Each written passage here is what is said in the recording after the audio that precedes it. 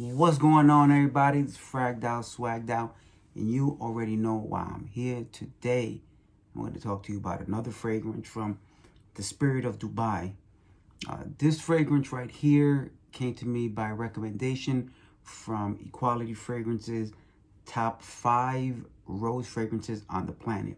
And when he put it at number 1 in the planet from all the rose fragrances that he's ever smelled, it sparked my curiosity, and I really need to get my nose on this, and I did, and it does not disappoint, or at least to me it didn't. I'm very happy with this person. I actually recommended it myself to someone else, and they got it, and they're equally as pleased. So if you're in the market for a not so cost-effective fragrance, then this might be for you. And if you're not a collector and you're not into that thing, maybe you just want to hear what I got to say about it. So the fragrance I'm talking about is Narjesi. And if you've seen any other videos, you know the presentation. Really nice hard box here, designed on the outside. And this is locked in snug in this little podium right here. And then the bottle itself, just great, heavy glass. Nice metallic cap here with the rose gold. It goes great with the fact that it is a rose fragrance, and on the top, that ornament on top is just gorgeous. Not too much competing with this presentation, man. And the black rose itself does have diamond dust sprinkled across the top. I don't know if the light is hitting it right for you to see it, but in person, this is crazy.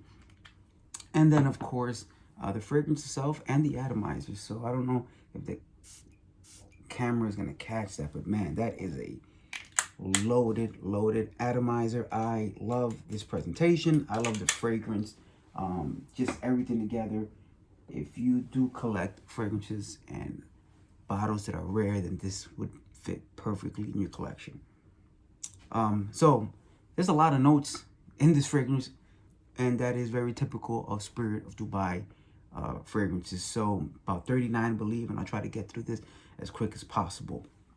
Rose, Turkish Rose, Bulgarian Rose, Bergamot, fruity notes, oud, saffron, sweet orange, spicy notes, Damascus Rose, Elemi, Aldehyde, orange, green leaves, pink pepper, cardamom, coffee, dried fruits, candied fruits, pure Rose Taif, which is the top of the line of luxury rose oil you can get in a fragrance. In the mid, you have Sandal, Cypriol, Benzoin, Resinoid, vanilla berry, Patchouli, Vetiver, Coriander, ginger, Chamomille, and honey. And then in the base, you're going to have amber, Castoreum, Civetta, moss, caramelized sugar, incense, leather, sandalwood, and oak moss.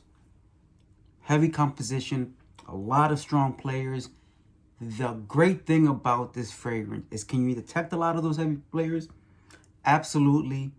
Do they stand out on their own to try to become the star? No, they play their part, letting the rose be the star of the fragrance throughout the entire composition. The way this transitions is really nice. There are transitions here, but they're all different transitions that give you a different look at the rose. In the opening, you're going to get a more fruity kind of rose scent. Very lively, very bright, but it's offset a little bit by that oud and that coffee that let it lean a little gourmand, but never actually gourmand. If this is the line that you cross to get over the gourmand, it's just flirting with it right here a little bit. Just getting close enough to give you some of those kind of ground coffee aroma in the air, mixed together with all those different roses, those fruit notes, the candied fruit, that saffron adds a little bit of spiciness, but sweetness as well, which lets you go right into the mid. And in that mid, you're going to get that benzoid, resinoid, that vanilla berry, which adds a little bit of spiciness and greenness. And you have that honey. Now, that honey is going to be the point where this fragrance kind of transitions on your skin, and you start picking up a little more sweetness in it. Again, it never becomes gourmand fragrance, but you definitely detect that sweet aroma that starts to come up more, and that kind of is going to go together with that amber and that caramelized sugar in the base. Does this ever become what you would call a sweet fragrance? No, not even close, really. What it does, it takes a very pure rose fragrance that can have some of that jammy rose, some of that natural rose, some of that green rose blended so well together, and it gives it a little bit of sweetness so that it doesn't stay too floral on your skin. The incense add a level of smokiness and spiciness that go very well with that oud in the top. And ultimately, you have what I would consider, for sure, the best rose fragrance I have. Now, I don't typically do a lot of rose. This has been the year that I really got into rose fragrances. I did Rose Noir by Gallagher. I got Rose All Day by Gallagher. I got Rose Signature by Zaharoff. So I've been slowly getting into the rose world, and I'm finding I love it more and more. If you, as a man, feel like rose is not the look for you, got to be a little bit open-minded. These rose fragrances add a level of sophistication and elegance to whatever you're doing, especially when you're dressing up and stepping out. This fragrance will set you apart. Again, if you're not into spending over $1,000 in that $1,000 range, maybe this is not for you. And if you just want to try rose fragrances, the ones I named previously probably will do it for you. Now, again, if you are into that price range, you're going to get a lot for your money. You're going to get an amazing, really second to none rose fragrance. You're going to get an amazing second to none presentation. That's not even debatable. I mean, the fragrance, everybody knows it's different. You might have your own opinion, but that presentation, you can't argue with that. It speaks for itself. The black rose on top. I was just stunned by the look of that. So again, I'm a presentation person. I'm clearly a collector. I do love to wear fragrance, but I love to see that full presentation when it gets here. It really does a lot for me as a collector. So overall, as far as rose fragrances go, this is the boss right here. Until you show me better, I'm stuck with that opinion. Have you tried Narjesi?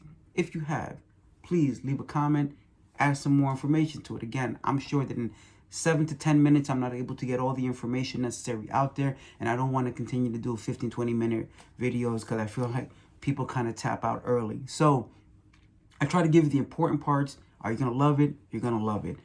Is it worth it? To me, it is. But I understand that everybody does not want to spend that kind of money. If you have anything to add, please add it in the comment. If there's something you don't like, add it there too. Maybe that's a warning that somebody might take and know it's not for them. And if you have not tried it and are interested, also leave a comment. If this is your first time watching any of my videos, I appreciate you watching this long. Please like the video. If you did like it, show me you like this so I can do more videos like this.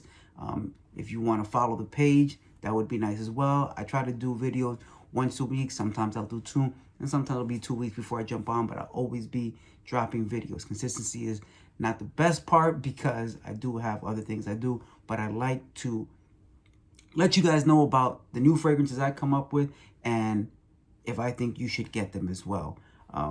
That has been my video for today. Thank you very much for watching. Please comment, like, subscribe, as I always say, because it helps the channel go a little further and gives me the ability to bring you more videos in the future. Thank you very much for watching. Once again, fragged out, swagged out, and I'm out.